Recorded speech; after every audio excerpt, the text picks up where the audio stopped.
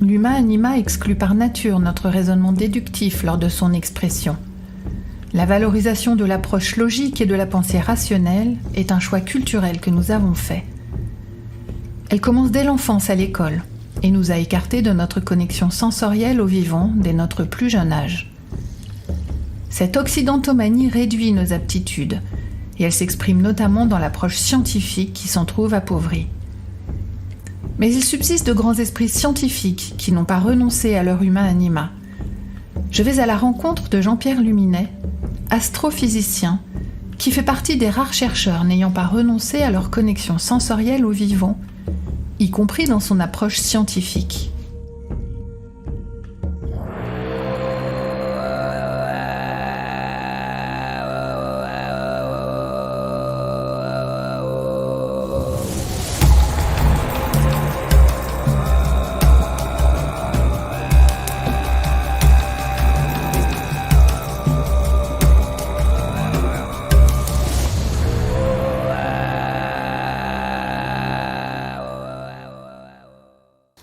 Bonjour Jean-Pierre, merci beaucoup de m'accueillir chez vous au cœur de cette magnifique Provence que j'adore. Oui, bienvenue dans ce petit village provençal médiéval qui s'appelle Le Nove, bien placé effectivement entre les Alpilles, le Luberon et les beautés de cette nature qui sont propices justement au développement de l'humain-anima, c'est-à-dire cette intelligence émotionnelle qui nous fait percevoir notre lien profond avec la nature.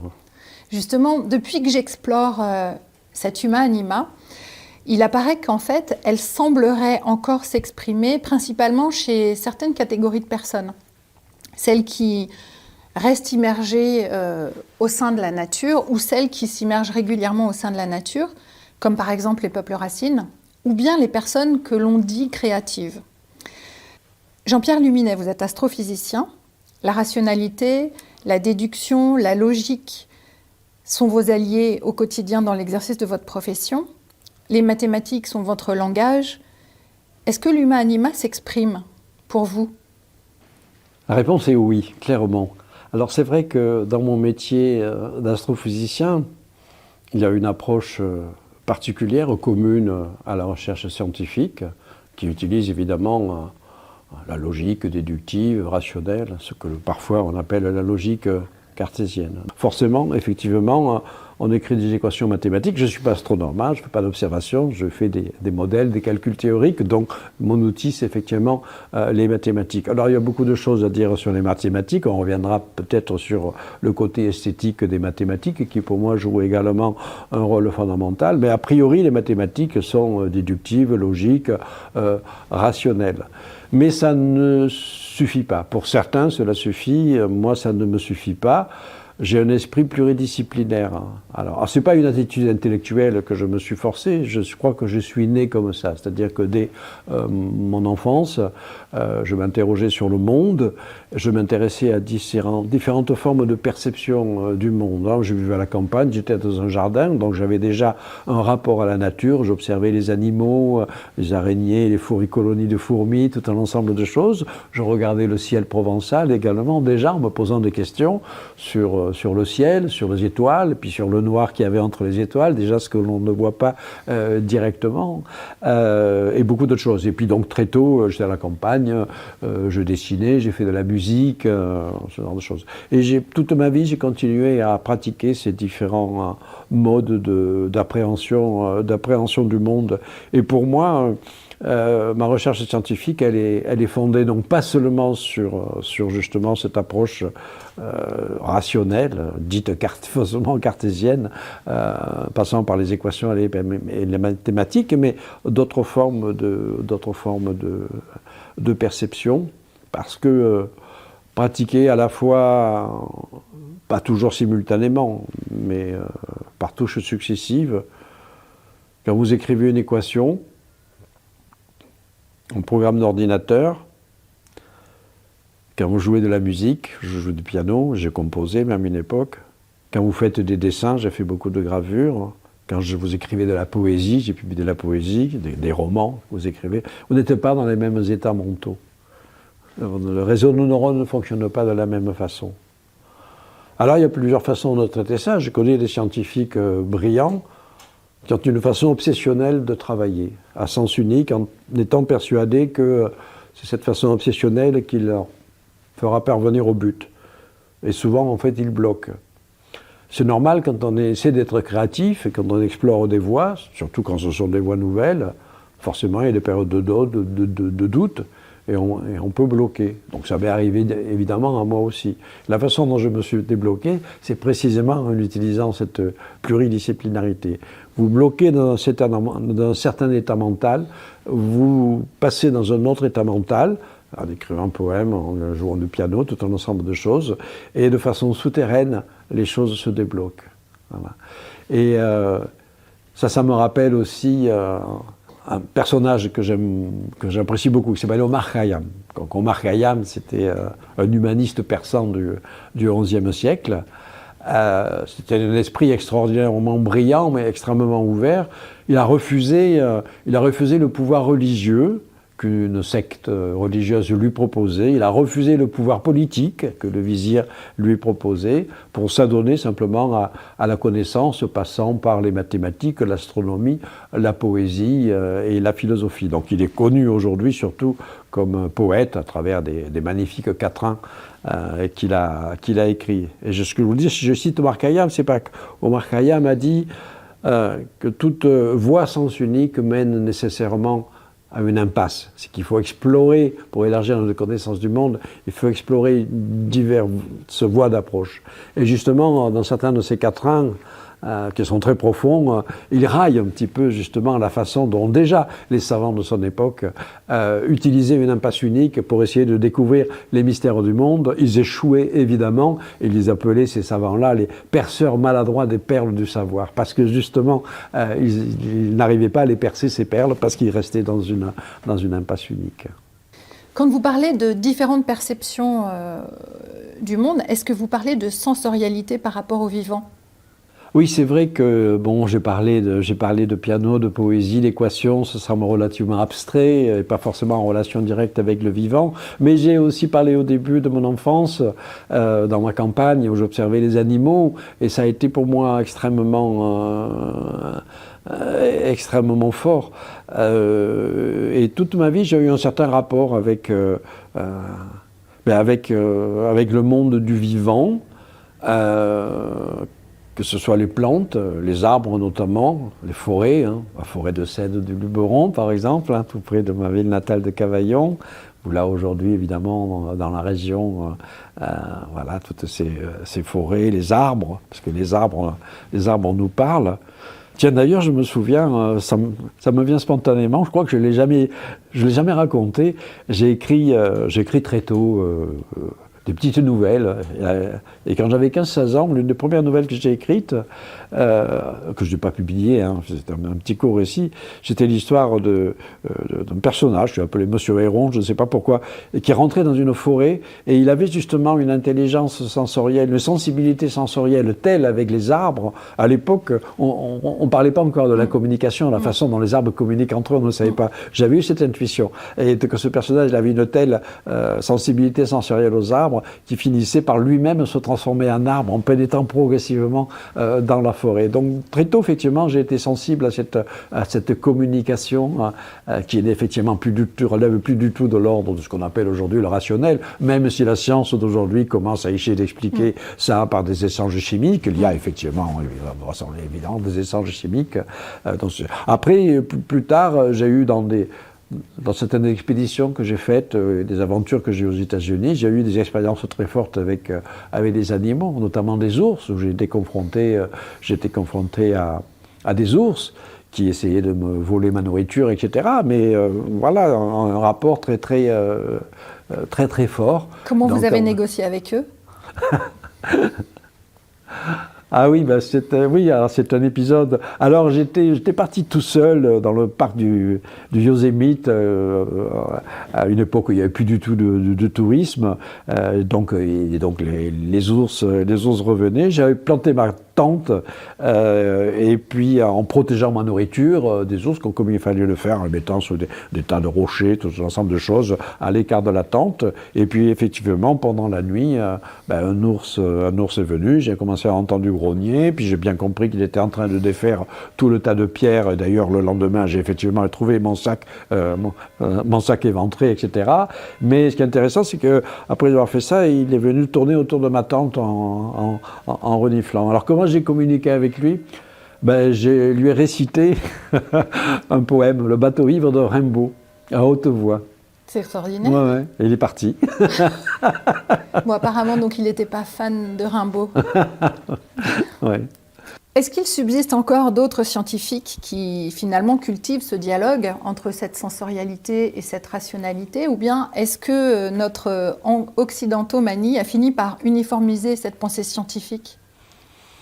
Ah oui, il y a une tendance effectivement à l'uniformisation, mais heureusement il y a toujours des exceptions, il y en a encore beaucoup d'esprits créatifs. Alors notons que dans l'histoire, s'il n'en a pas toujours été ainsi, j'ai cité tout à l'heure Omar Khayyam au XIe siècle, mais cette façon sensorielle d'explorer diverses voies pour parvenir à une certaine forme de connaissance, elle a perduré jusqu'au XVIIe et XVIIIe siècle, ce qu'il est convenu d'appeler le siècle des Lumières. Pour moi, l'un des personnages emblématiques de cette époque, auquel je me suis beaucoup intéressé, j'ai écrit beaucoup de choses sur lui, y compris deux romans, c'est Johann Kepler, qui est justement à la charnière entre deux formes de pensée, une pensée à la fois à l'antique, mêlant également une part de mysticisme et d'interrogation fondamentale, et puis un petit peu le début de la science moderne. Après, il y a eu le siècle des Lumières, et qui n'a pas forcément rapporté que des Lumières, justement,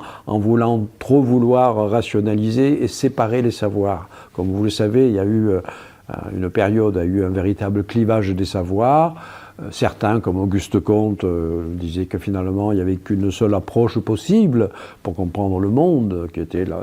Et ça a permis, malheureusement, ça a introduit ce clivage entre, d'une part, les sciences et les techniques, que l'on a mis d'un côté, de l'autre côté, les autres disciplines de l'esprit humain, comprenant les beaux-arts, la littérature, la philosophie également s'est séparée. N'oublions pas qu'avant, la science s'appelait la philosophie naturelle. La naturelle, donc c'était la compréhension de la nature elle-même qui était l'objet de la science, et c'était une branche de la philosophie. Après, la philosophie s'est écartée de cela. Donc il y a eu cette grande séparation que l'on trouve encore malheureusement aujourd'hui, dans l'éducation, souvent ces clivages. Très tôt, on va juger les aptitudes d'un enfant, s'il a des aptitudes en mathématiques, ou s'il n'en a pas, il fera autre chose. Voilà. Alors, ce qui a perduré justement dans la pensée humaine, et aussi dans l'approche dite scientifique du monde, c'est un sens esthétique profond. Ça remonte à Platon. Après, il y a eu d'innombrables discussions qui se poursuivent encore aujourd'hui. Qu'est-ce que c'est cette esthétique? Est-ce que ça passe par le langage mathématique, qui lui-même est une forme d'esthétique, ou ça passe également par d'autres perceptions esthétiques du monde? Oui, j'ai d'ailleurs entendu parler d'esthétisme dans les équations, ce qui m'a beaucoup interpellée et interrogée. Oui, alors il y a une forme de beauté dans les équations. À propos d'esthétique et de beauté, il ne faut pas oublier l'étymologie du mot cosmos. Quand on parle de l'univers, le cosmos, le terme grec lui-même à l'origine signifie la beauté, l'esthétique, l'ordre, l'arrangement, avant de désigner l'univers physique et matériel. Et c'est justement un petit peu, c'est le début de ce qu'on va appeler la science dans la Grèce antique, que de dire le cosmos, l'univers physique, c'est un cosmos. C'est lui-même, il doit être organisé d'une certaine façon par des lois qui vont refléter une forme d'esthétique et de beauté. Prenez une équation mathématique ou physico-mathématique. Prenez les équations d'Einstein, les équations de la physique quantique, l'équation de Schrödinger, l'équation de Dirac.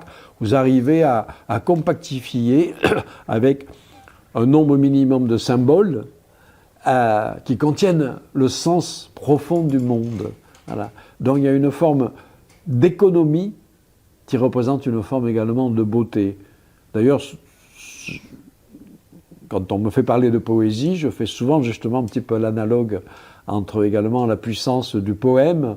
Vous avez les poèmes des diverses natures, mais pour moi, les plus beaux poèmes sont les poèmes qui font une grande économie de mots pour dire le maximum de choses. Et c'est la même chose avec une équation. Et effectivement, je prenais par exemple l'équation de Dirac.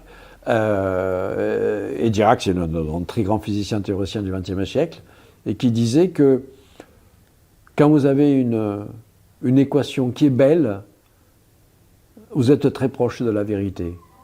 Et un autre grand savant d'aujourd'hui qui est toujours actif, et pour lequel j'ai beaucoup d'admiration, c'est Roger Penrose, qui lui aussi a un sens esthétique profond du monde, et qui a dit que, effectivement, toute équation belle a plus de chances d'être vraie que les équations laides. Ça paraît étrange, hein, parce que c'est subjectif, l'esthétique. Et pourtant, ça fonctionne. Les mathématiques sont le royaume clé de l'imagination. Je crois que dans l'invention scientifique humaine, c'est dans les mathématiques où il y a eu le plus d'imagination.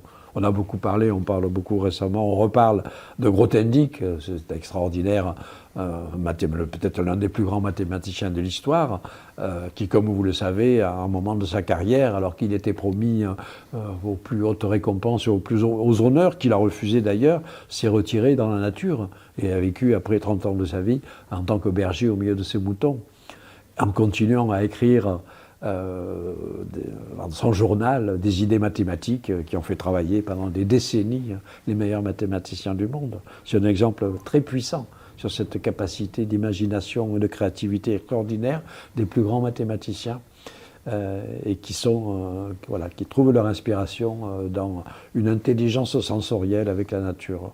Donc ce que j'entends finalement de notre échange, c'est que on a tendance à cloisonner ce que l'on appelle la science dure, et la créativité, notre relation, notre interconnexion, interrelation avec le vivant, alors qu'en réalité, il s'agit d'un véritable enrichissement mutuel. Ce clivage est une erreur fondamentale, hein, cette séparation entre les sciences qui seraient froides, à la limite déshumanisées. Et je répète, je dirais plus loin, la vraie science, la bonne science, la science créative, c'est au contraire celle qui justement fait à cette sensibilité. C'est même pas établir des ponts. Les ponts, il n'y a pas à établir des ponts. C'est des rapports de connexité dont je parlais avec la topologie. Et c'est cette appréhension globale du monde qui permet réellement d'avoir une science réellement féconde. Voilà. Mais justement, c'est une fécondation mutuelle, parfois souterraine d'ailleurs, entre différents registres de l'esprit, lorsqu'il perçoit avec sa sensibilité le monde qui nous entoure dans plusieurs registres et plusieurs états mentaux différents. Tiens, tout à l'heure, je parlais de Kepler. Bon, je n'ai pas dit grand-chose sur lui, mais par exemple, Kepler, donc vous savez, Kepler, hein, c'est l'astronome, les lois de trajectoire des planètes autour du Soleil, que j'utilise encore 400 ans aujourd'hui, 400 ans après, etc. Mais vous savez que Kepler est le premier à s'être interrogé sur, par exemple, la structure des cristaux de neige. Donc c'est la nature. On regarde tomber de la neige. Il était myope, donc en fait, il n'avait pas besoin de loupe pour regarder la structure d'un cristal de neige. Et il a essayé d'en comprendre les principes, pourquoi la forme avait des formes géométriques particulières. Il a écrit un traité magnifique qui s'appelle le traité de la neige sexangulaire, où il explique finalement les formes de la nature réalisent une forme d'optimisation avec l'environnement. Donc on est exactement dans le registre dont on parle là. A priori, le cristal de neige, donc, il a une forme sexangulaire, mais pourquoi cette géométrie-là ? Et Kepler, avec des outils dont il dispose à l'époque, qui n'étaient pas très développés, les outils mathématiques, arrive à montrer que c'est un problème d'optimisation avec les conditions externes de température. Après, il s'intéresse au monde animal, et notamment, il s'interroge pourquoi les alvéoles d'abeilles ont une forme hexagonale. Pourquoi les pépins de grenade ont une forme particulière. Et à chaque fois, il réussit à montrer, à anticiper des travaux qui ne seront redécouverts qu'au XXIe siècle seulement, à anticiper sur cette idée que les formes de la nature s'adaptent à l'environnement. Voilà. Et donc, par exemple, les alvéoles d'abeilles ont une forme hexagonale pour maximiser la quantité de miel que l'on peut mettre dans un espace donné au sein de la ruche. Et pareil avec les pépins de grenade pour retenir le maximum de jus dans une enveloppe donnée. Et ainsi de suite. Et donc, Kepler a émis tout un ensemble anticipant vraiment de 3 siècles sur une partie de la science qui va se développer seulement au XXe siècle. C'est le rapport entre la géométrie, qui appartient aux mathématiques pures, et la nature elle-même. Et comment la nature elle-même utilise naturellement la géométrie pour... on connaît tous des structures que l'on trouve partout dans la nature à toutes les échelles.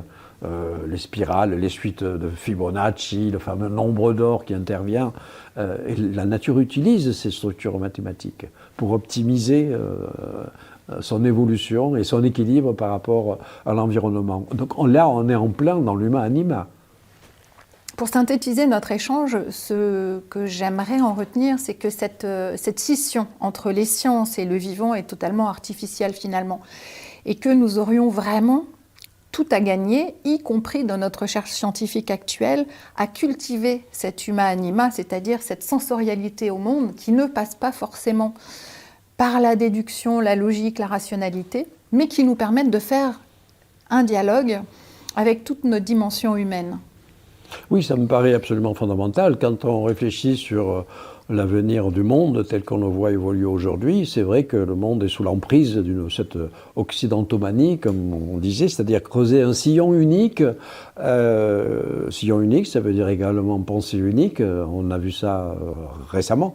Alors que le monde doit préserver impérativement toute cette richesse, la diversité culturelle, diversité évidemment, préservation de la diversité animale, avec toutes les espèces animales, mais les diversités des cultures, les langues qui disparaissent constamment, il y a tendance à cette uniformisation du monde qui est absolument tragique et dramatique. Et seul l'humain-anima, ce rapport que l'on a, cette sensation, cette intelligence sensorielle qui joue sur plein de registres différents, c'est ça qui peut conduire le monde à une amélioration. Et je dois dire actuellement, je suis plutôt inquiet sur l'évolution actuelle du monde, mais voilà, il faut des gens, des esprits créatifs qui ont cette intelligence sensorielle pour lutter contre cette simplification due à ce sillon unique qui a tendance à être creusé. Mais c'est justement pour ça, Jean-Pierre, que j'ai décidé d'explorer, de partager l'humain-anima, parce que je pense que c'est une manière possible pour pacifier notre rapport au vivant et sortir de notre posture de domination et d'exploitation. Je vous remercie infiniment pour cet échange particulièrement éclairant. C'était un plaisir. Merci.